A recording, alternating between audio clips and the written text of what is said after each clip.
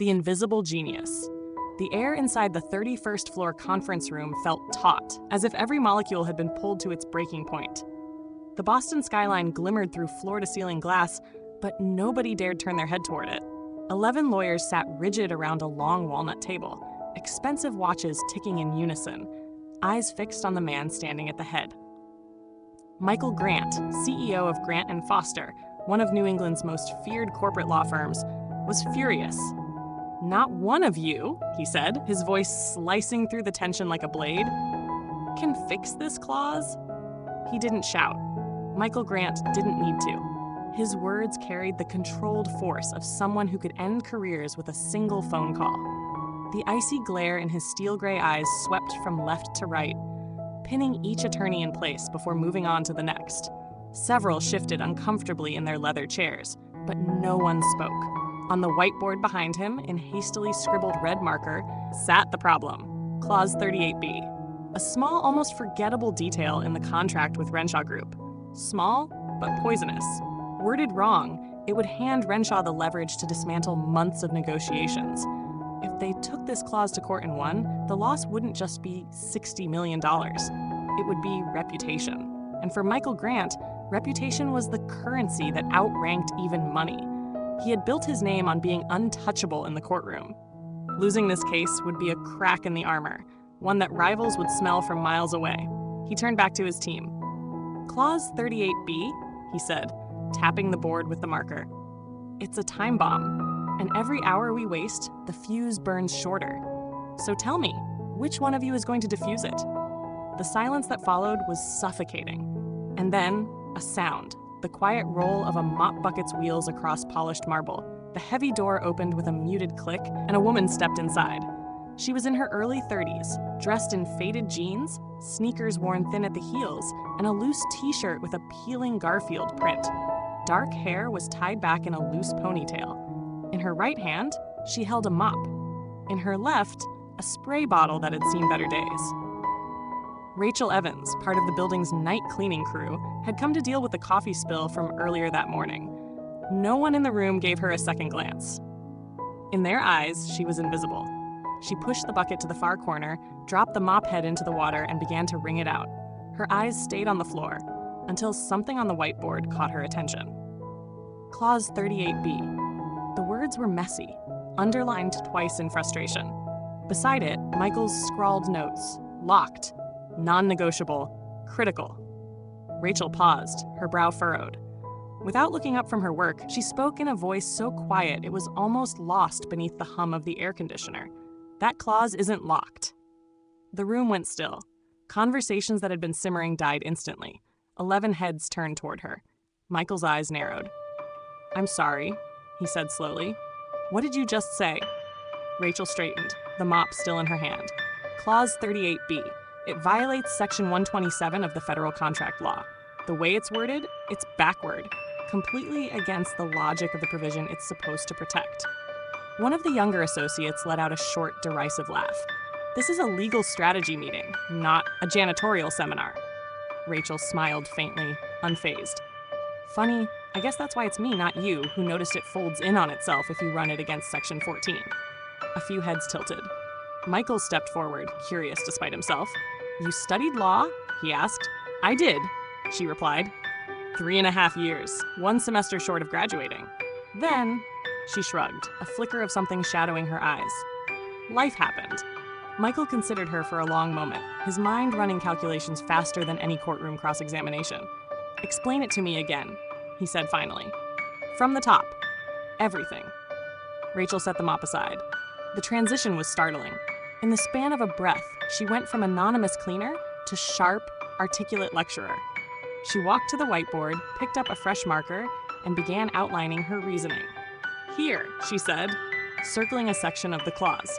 "This structure directly contradicts the precedent set in Garvin v. Dakota. You remember that one?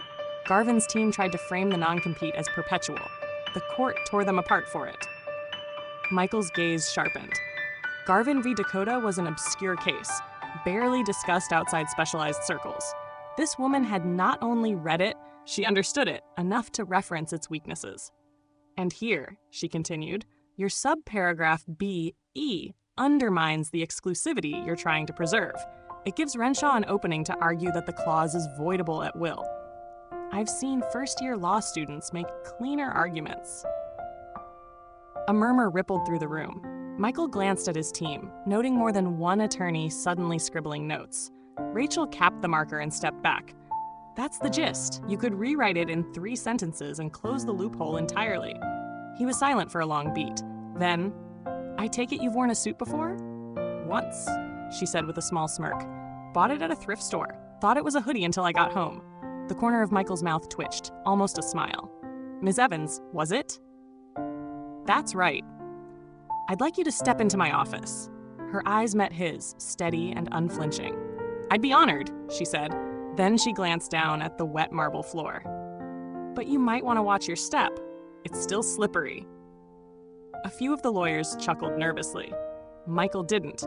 He simply held the door for her, his mind already moving 3 steps ahead, trying to figure out what to do with a woman who had just embarrassed his entire legal team without breaking a sweat. As Rachel walked past him, the scent of lemon cleaner lingered faintly in the air, an oddly fitting counterpoint to the scent of adrenaline beginning to seep into the room. The others exchanged uncertain glances. Somehow, they all knew. The balance of power at Grant & Foster had just shifted, and the person who tipped the scales wasn't even on the payroll. The unlikely ally. The next morning, Rachel Evans walked back into Grant & Foster's marble lobby. But this time, she wasn't invisible. The overnight shift at the front desk had been replaced by a sharply dressed security guard with the posture of an ex-Marine. Yesterday, he had barely looked at her badge. Today, he straightened, smiled faintly, and said, "Good morning, Miss Evans." The words were deliberate, respectful, almost like he wasn't quite sure if he was greeting a staff member or someone from management. Rachel nodded, suppressing a smile. As she crossed the lobby, she caught the eye of a young intern carrying a precariously stacked pile of folders. The girl nearly tripped over herself trying to get out of Rachel's way, then hurried to offer her a small paper cup. Coffee. It's Colombian roast. Mr. Grant drinks this. Rachel took it politely, amused. Thanks, but I think this was meant for him. The intern blushed, stammered something unintelligible, and scurried toward the elevators.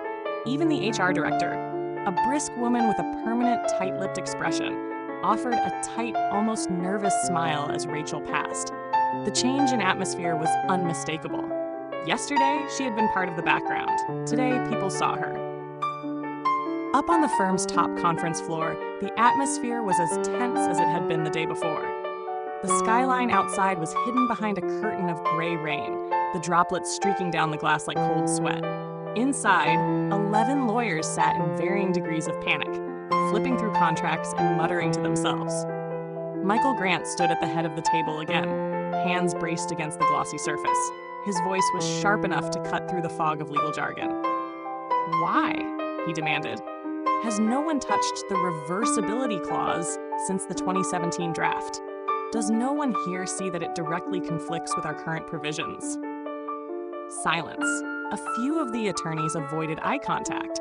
Someone shuffled papers as if the sound could disguise their lack of an answer. Michael slammed his palm against the table. "This is not an academic exercise. If we leave that clause as it is, Renshaw's lawyers will gut us before we even reach the second round of discovery." The room stayed frozen. And then, as if on cue, the door opened. Rachel stepped in. This time, she carried a rectangular tray with a neat line of paper cups balanced in one hand, and in the other, a slim yellow file folder. Her hair was pulled back the same way as yesterday, but she walked differently, with the calm assurance of someone who already knew her presence would be noticed. She didn't wait for permission to enter. Wordlessly, she placed a coffee in front of Michael, then set the others down along the table. A few lawyers murmured thanks, others simply stared, trying to decide whether she was here as part of the cleaning staff or something else. When she reached Michael, she slid the yellow folder toward him. "What's this?" he asked. "Notes," she said simply. He opened it. The handwriting was small but precise, every word clear. She had marked up the reversibility clause in red ink, cross-referencing each line with the most recent federal guidelines. Michael's eyes moved quickly, scanning her annotations. She had not only identified the clause's internal contradictions, she had also cited the exact subsection of the revised commerce regulations that made the current wording vulnerable. If the clause stayed as it was, Renshaw's legal team could twist it into an argument that would cost the firm millions. Daniel Crawford, a senior associate in his mid-30s with an expensive haircut and a permanent look of mild disdain, leaned forward. "Where did you even read this?" His tone was halfway between skepticism and irritation. Rachel didn't blink. "On the 5th floor printer. Yesterday afternoon. Someone had printed it and tossed it into the recycling bin." Daniel's brow furrowed. "So you read it," she finished for him, "and then cross-checked it." Michael glanced up from the folder. "How would you fix it?" Rachel reached into her bag and pulled out another document. This one was clean, formatted, and ready for insertion into the draft.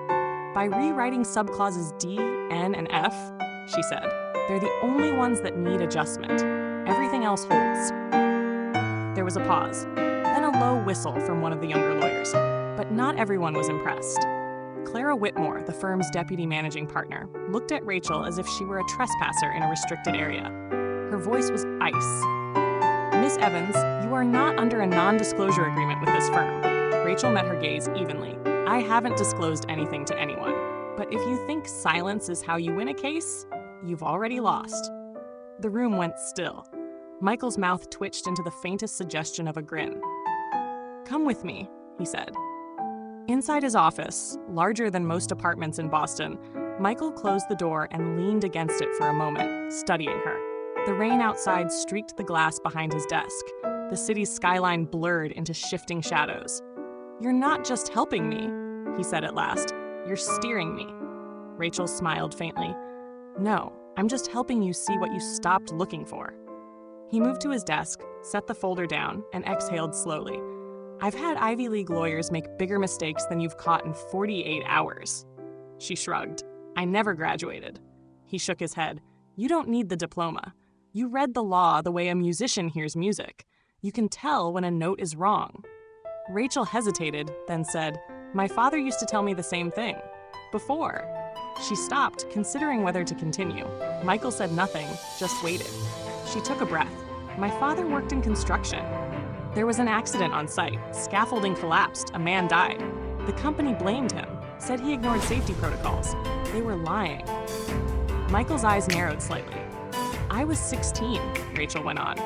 "My mother didn't have money for a lawyer, so we took what we could get. I started reading everything I could. Statutes, safety regulations, case law. I found the clause that cleared him, took it to the public defender assigned to us. At first, he didn't believe me, but eventually, he used it. We won." Her voice softened. "After that, I decided I'd study law. I wanted to make sure no one else in my family got steamrolled because they didn't know the right words to fight back." Michael's gaze stayed on her. He had built his career on assessing credibility in seconds, and right now, every instinct told him she was telling the truth. "You should be the one in court on Monday," he said finally. Rachel shook her head immediately. "I can't. I don't have a license to practice." He leaned forward. "Then at least sit in on prep. Guide me." Her lips curved. "I already have." Something unspoken passed between them. A quiet acknowledgement of an alliance that neither had planned for, but both understood could change everything. For Michael, Rachel Evans was no longer the woman with a mop. She was an asset. For Rachel, Michael Grant was no longer just a name on the building. He was the opening to a world she'd once walked away from. And maybe, just maybe, a second chance. The courtroom showdown. Monday morning, Boston lay wrapped in a heavy blanket of winter fog, the kind that muffles sound and makes the streets feel as if they're holding their breath. The steps of the Massachusetts Supreme Judicial Court gleamed faintly with frost, and a slow trickle of people was already making its way inside. By the time the clock struck 9, the place was packed. Reporters, corporate attorneys, curious law students, and even ordinary citizens who had caught wind of the drama. They weren't just here for Renshaw v. Grant and Foster. They were here for the legend already forming around it, the cleaning woman who knew the law. Inside, the courtroom buzzed with tension. Rows of polished wooden benches creaked under the weight of the spectators leaning forward, eager not to miss a word. The smell of old paper, varnished oak, and brewing coffee clung to the air. Michael Foster entered with a purposeful stride, head held high, his dark overcoat swaying slightly with each step.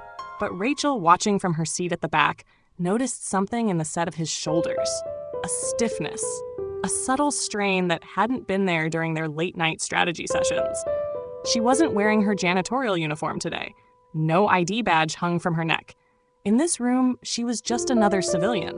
By law, she couldn't sit at the council table or address the court, but Michael had insisted she be here anyway. "Don't be late," he'd told her, his voice unusually firm, and she hadn't been. Michael began his opening with precision. His voice was steady, his words carefully chosen, an argument Rachel had helped him craft over endless cups of lukewarm coffee and the rustle of legal briefs. He laid out their positions step by step, weaving facts with precedent, building toward the inevitable conclusion that Clause 38B of the merger contract must stand as written. Rachel sat quietly, following every move. So far, everything was going according to plan, until it wasn't. Halfway through the opposing counsel's rebuttal, an unexpected shift came like a cold gust of air through the room. The other side, Infinity Holdings' high-priced legal team, unveiled a precedent no one on Michael's team had anticipated: Taurus V's Infinity Holdings. It wasn't just obscure, it was dangerous. The case, if interpreted broadly, could gut the foundation of their argument. Rachel's pulse quickened. She had read that case, weeks ago, during one of her late-night cleaning shifts when she'd stumbled upon a stack of dusty bound volumes in the corner of a partner's office. She'd read it twice, frowning, tracing her finger over the margins. Now, the courtroom seemed to tilt. Michael froze for just a heartbeat. He adjusted his tie, scanning his notes. His team behind him exchanged anxious glances. The precedent was new enough and specific enough that it clearly caught them off guard. The lead counsel for Infinity Holdings was still speaking, his voice smooth, confident, certain that he'd landed the blow that would unravel months of preparation. Rachel leaned forward, her mind clicking through the details like gears in motion. She saw the flaw, the same one she had noticed in the small print weeks ago. She stood, not enough to draw attention, just enough to close the distance between herself and the council table. When Michael sat back down to take notes, she leaned in, her voice low, almost a whisper. "Partial, not full modification," she said. Article 127, paragraph 3.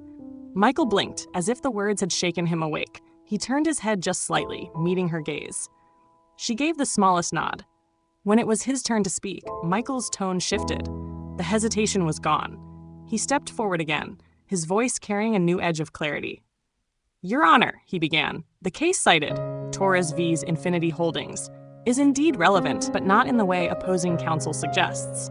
Taurus only partially modified the earlier Fitzgerald ruling, and that modification applies exclusively to hostile takeovers. Our case concerns a voluntary merger. The scope is different, the principles are different, and the precedent, respectfully, does not apply here." The courtroom fell into a heavy silence. You could hear the faint creak of the wooden benches as people shifted in their seats. Opposing counsel opened his mouth, then closed it again. He glanced at his notes. The argument he'd counted on had just been diffused in a matter of seconds. The judge leaned back, considering. She scribbled a note on the yellow legal pad in front of her. An hour later, the verdict came down. Clause 38B shall remain in effect. The court rules in favor of Grant and Foster. A quiet gasp rippled through the audience. On the plaintiff's bench, shoulders slumped in defeat. On Michael's side, a sense of restrained triumph spread like a quiet flame. Outside, the press swarmed the courthouse steps. Cameras flashed, microphones were shoved forward, and reporters shouted questions over one another. But Michael didn't head for the press conference. Instead, he slipped through a side exit, the cold air hitting his face like a splash of icy water. He scanned the parking lot and spotted her, sitting on the low concrete edge by the cars, tying the laces on her worn sneakers. "You did it," he said. Rachel didn't look up. "We did it." He held out an envelope. Inside was a neatly typed letter on firm, cream-colored paper, and a formal offer. "I want you on board," he said, "as an official legal consultant. No more working from the shadows." Rachel raised an eyebrow. "You do realize the board will lose their minds when they find out who I am." Michael gave a faint smile. Then maybe they'll have to rethink who they've been trusting all this time. For a moment, neither spoke. The fog was beginning to lift, the morning light breaking through in pale streaks. Rachel finally nodded. All right, I'm in. But let's be clear about one thing. Michael tilted his head. What's that? I'm not wearing high heels. For the first time all day, Michael laughed, a deep, genuine laugh that seemed to cut through the last of the tension. Somewhere beyond the parking lot, the city carried on, unaware that a quiet alliance had just shifted the course of an empire. Rewriting the rules. The celebration was modest, but somehow perfect. No clinking champagne glasses, no staged speeches, no spotlight. Just a mismatched table in the middle of the community center's staff lounge, 2 large cardboard pizza boxes steaming on top, a portable speaker playing an old Motown playlist, and the kind of laughter that didn't need to be rehearsed. Someone had brought homemade cookies. Someone else had a half-empty bottle of ginger ale. Rachel sat in the far corner, not eating, her laptop balanced on her knees. The blue light reflected off her glasses as her fingers moved quickly across the keys. She was finishing an email to a local legal blog, her thoughts sharp, her sentences lean. Even on a night meant for celebration, her mind was still wired toward the fight. Michael appeared beside her with 2 slices of pepperoni on a flimsy paper plate. You never take a break, do you? He said, setting the plate in front of her. She didn't look up. And you're always hovering. Observing, he corrected, though his tone was softer than usual. He hesitated before sitting down across from her. The music from the speaker switched to Marvin Gaye, slow and low, and for a moment the background chatter faded. Michael's expression changed, less guarded, more uncertain. I need to say something, he said. Rachel finally looked up. That sounds dangerous. It might be, he admitted. Then he took a breath. I'm sorry for what I said after I kissed you. I'm sorry for calling it a mistake. Her face didn't give him anything. Not forgiveness, not anger, just a quiet, patient waiting. It wasn't a mistake, he continued. I said it because I was afraid. You make me feel like a person. Not a title, not a resume, just me. Rachel picked up a slice of pizza, took a slow bite, and chewed like she was deciding whether the crust was too thin. You want me to tell you the truth? I do. You're not the first person to underestimate me, she said, her voice even. But you might be the first to admit you were wrong. He gave a small, almost sheepish smile. She closed her laptop and set it aside. I'll take that pizza now. The next month brought changes, subtle at first. Rachel began teaching at the community center, not just on a volunteer basis, but officially, with her own small class and a regular schedule. Twice a week, she stood in front of a room full of people who had never set foot in a law school, but had strong opinions, quick minds, and the determination to understand the system that shaped their lives. She became the kind of teacher who listened as much as she lectured. She told her students the truth, that credentials mattered, yes, but so did resilience, so did clarity, so did the courage to keep asking questions even when the answers were uncomfortable. It wasn't long before the local paper wrote a piece about her. From janitor to justice advocate, the headline read. Rachel hated the title.